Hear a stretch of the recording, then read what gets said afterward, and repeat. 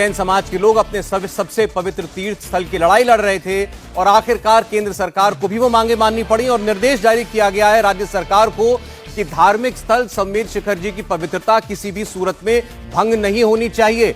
और वो आदेश इस वक्त मेरे हाथ में भी है। आपको बता दें, केंद्र सरकार ने यह स्पष्ट आदेश जारी किया है झारखंड की सरकार को, जिसमें साफ साफ लिखा गया है कि पूरे संमेर शिखर जी के इलाके के अंदर शराब की बिक्री नहीं होगी। किसी भी सूरत में पूरे पारसनाथ पर्वत क्षेत्र पर शराब, ड्रग्स और अन्य नशीले पदार्थों की बिक्री करना पूरी तरीके से प्रतिबंधित होगा। यह प्रमुख मांग थी जैन समाज की।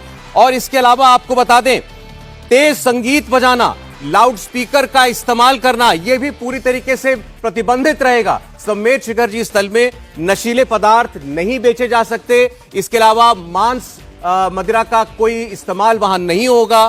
तेज आवाज में संगीत नहीं बजाया जा सकता, लाउड स्पीकर का उपयोग नहीं किया जा सकता। आपको बता दें, साथ साथ यह भी लिखा है कि धार्मिक और सांस्कृतिक महत्व के जितने पवित्र स्थल हैं, पवित्र स्मारक हैं, झीलें, चट्टानें, गुफाएं, मंदिर हैं, इन सब इलाकों की प्राकृतिक शांति को भंग करने पर भी पूर्णतः रोक लगानी पड़ेगी। यह निर्देश जारी किया गया है राज्य की सरकार को।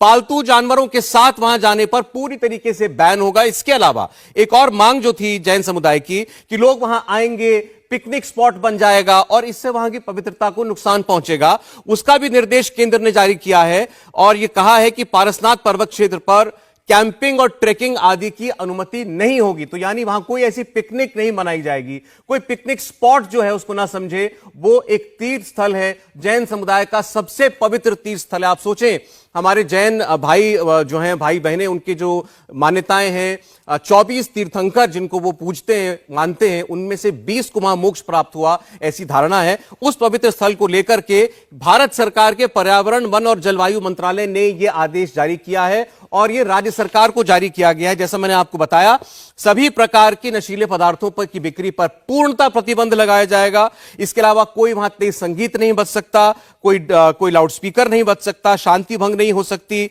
पालतू जानवर नहीं ले जाए जा सकते, कैंपिंग, ट्रेकिंग आदि नहीं की जा सकती, मांसाहार का उपयोग भी वहां पर नहीं हो सकता। इसके अलावा इसके आप दूसरे पन्ने पर आइए तो यहां जैन समुदाय की जो दो और बड़ी मांगे थी, उनका जिक्र भी यहां पर किया गया है और शायद इससे काफी संतोष जैन समुदाय को मिलेगा। इसमें साफ साफ लिखा गया है कि जो 2019 की अधिसूचना थी, जिसके मुताबिक केंद्र सरकार ने इस पूरे पर्वतीय इलाके को इको सेंसिटिव जोन घोषित किया था और दरअसल ये राज्य सरकार की सिफारिश पर किया गया था केंद्र के द्वारा 2019 में, उसके खंड 3 के सारे प्रावधानों पर तत्काल रूप से रोक लगा दी है केंद्र की सरकार ने। और यह स्पष्ट मांग थी जैन समुदाय की, जिसको अक्षरशः मानते हुए खंड 3 के उस अधिसूचना के सभी प्रावधानों पर पूरी तरीके से रोक लगा दी। इसका मतलब यह है कि इसके अंतर्गत आने वाली सभी पर्यटन और इको टूरिज्म की गतिविधियां बंद हो जाएंगी।